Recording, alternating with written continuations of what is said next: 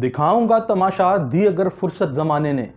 मेरा हर दाग दिल एक तुख्म है सर्वे चिरागा का। और डिस्ट्रिक्ट एजुकेशन अथॉरिटी लाहौर जो तमाशा कर रही है, और वो जो तमाशा कर रही है उसे हम भी दिखाएंगे कि आप लोगों को पता लगे कि किस तरह ये हमारे बच्चों के तालीम के नाम पे जो government of Pakistan, government of Punjab से फंड्स मिलते हैं उसको गतरबूत करके, गबन करके, किस तरह, किस जाहिलाना अंदाज में उसका इस्तेमाल करके हमें जाहिल समझ रहे हैं। उससे पहले मैं आपको बताते चलूं कि ये तमाशा क्या कर रहे हैं डिस्ट्रिक्ट एजुकेशन अथॉरिटी लाहौर। ये जरा सुनते जाइए कि 2 रोज कबल लाहौर के एक स्कूल में, गवर्नमेंट प्राइमरी स्कूल पिंडी राजपूता में 9 असातिज़ा एक ही रोज में गायब थे और कंसर्न डीसी एसी साहब की जानिब से जब दौरा किया गया तो 9 गैर हाजिर असातिज़ा के खिलाफ कार्रवाई की गई कि उनकी 1 दिन की तनख्वाह कुर्क करने का हुक्म दिया गया। और डिस्ट्रिक्ट एजुकेशन अथॉरिटी ने जनाब महकमा खजाना पंजाब को मोस्ट एफिशिएंट बनते हुए लेटर भी लिख दिया। बड़ी ही अच्छी बात है, बहुत बड़ा जुर्म कर लिया था उन्होंने कि वो जो गैर हाजिर थे, और इतना बड़ा जुर्म था कि डिस्ट्रिक्ट एजुकेशन अथॉरिटी ने फौरन रैपिडली रिस्पॉन्स करते हुए महकमा खजाना को उनकी 1 दिन की तनख्वाह काटने का जो एसी साहब ने हुक्म दिया था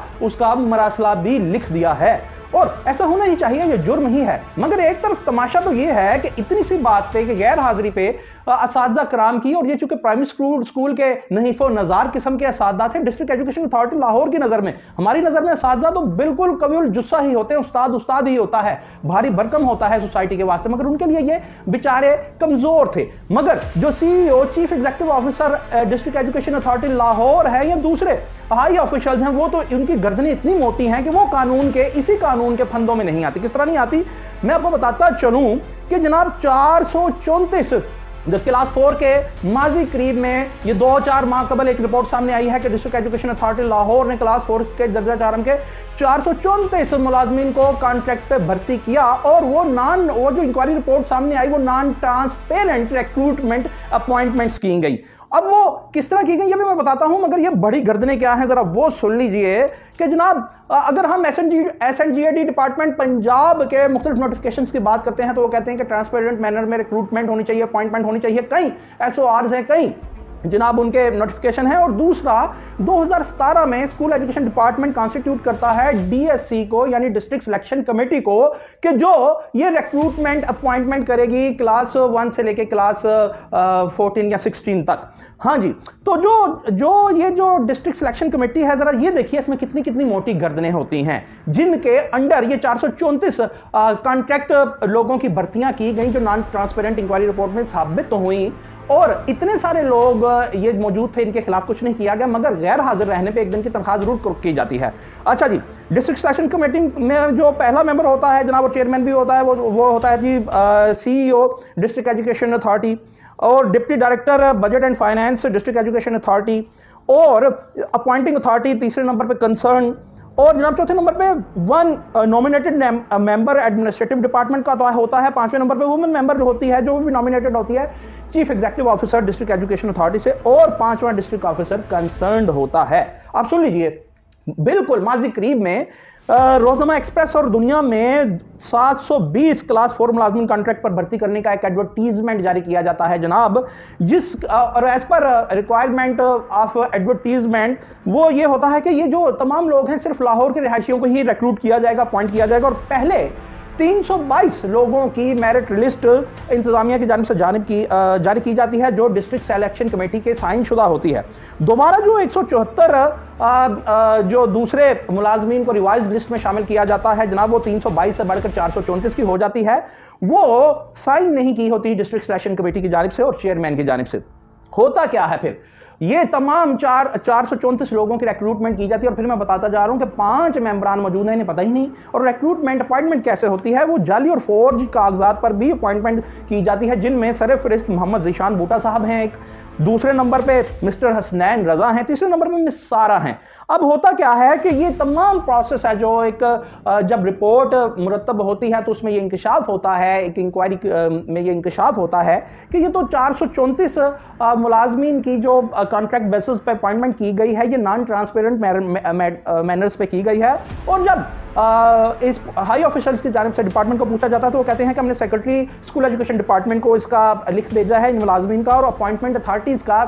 जिन्होंने इसे अपॉइंट किया है और उनके खिलाफ वो कार्रवाई करेंगे। ये भला कोई जवाब है? एक जानिब तो आप कंसर्न्ड एसी असिस्टेंट कमिश्नर के दौरे पे जो प्राइमरी स्कूल के नहीफो नज़ार आपकी नज़र में है, हमारी नज़र में वो भी असातिज़ा कराम है, उन्हें उनकी तनख्वाह की कुर्की का हुक्म देते हैं। दूसरी जानिब भाई 5-5 बंदों की डिस्ट्रिक्ट सिलेक्शन कमेटी है जिसमें कंसर्न डिस्ट्रिक्ट एजुकेशन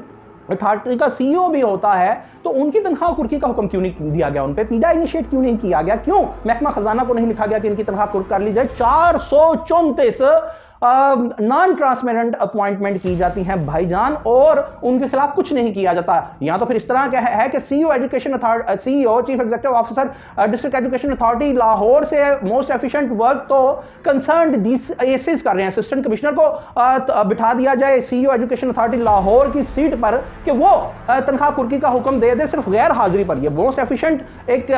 एक्शन है और यहां पे 434 नॉन ट्रांसपेरेंट अपॉइंटमेंट्स की जाती हैं और सीईओ साहब खुद उसमें मुलव्विस हैं, का वो कमेटी का हिस्सा है, डिस्ट्रिक्ट सिलेक्शन कमेटी का, और किसी के खिलाफ कोई भी कार्रवाई इनिशिएट नहीं की जाती। आगे चलिए जनाब, जब ये रिपोर्ट सामने आती है उसमें यह भी कहा जाता है कि इंक्वायरी इनिशिएट की जाए इन मुतलका ऑफिशियल्स के खिलाफ और अपॉइंटमेंट अथॉरिटीज़ के खिलाफ। और अपॉइंटमेंट अथॉरिटीज़ में तो जनाब डिस्ट्रिक्ट सिलेक्शन कमेटी में सबसे ऊपर तो सीईओ भी बैठे हैं कंसर्न, तो उनके खिलाफ आज तक क्यों कुछ नहीं हुआ? और जाली कागजात वालों को कहा गया था कि टर्मिनेट किया जाए, हमारी इतलात के मुताबिक वो भी अभी लटके हुए हैं। और मैं आपको बताता चलूं कि हमने जब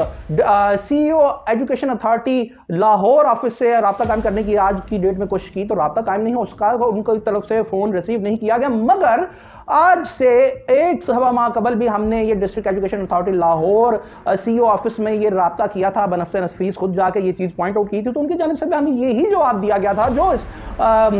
एक फैक्ट फाइंडिंग किस्म की रिपोर्ट का हिस्सा है कि जनाब हमने सेक्रेटरी स्कूल एजुकेशन को लिख दिया है, तनख्वाहें तो रुकी हैं और उन्होंने कहा था कि वो जो उन्होंने नोटिफिकेशन जारी किया है कि इन लोगों की तनख्वाहें रोकी जाएं, उन्होंने कहा था हमसे शेयर करेंगे, जो आज तक शेयर नहीं किया गया। क्योंकि वो कैसे शेयर किया जाता? क्योंकि ये शेयर आदमखोर बन के डिस्ट्रिक्ट एजुकेशन अथॉरिटी लाहौर के हाई ऑफिशियल्स ने आम आदमी के बच्चों की तालीम के लिए मिला पैसा को भूखे शेरों की तरह खाना है। और टर्मिनेशन की बात है वो भी हमारे ज़राए के मुताबिक अभी तक कोई उसकी तस्दीक नहीं की जा सकी, ना हमें बताया गया है। अगर इसमें कोई एम्बिग्विटी नहीं तो क्यों हमसे वो शेयर नहीं किया गया कहने के बावजूद, और अगर नहीं किया गया तो अभी भी कर दिया जाए तो हम उसे अवाम आमा से शेयर करेंगे कि जहां एक तरफ तो सिर्फ गैर हाजिरी पे प्राइमरी स्कूल के 9 टीचर्स को एक दिन की गैर हाजिरी पे एक दिन की तनख्वाह कुर्की कंसर्न्ड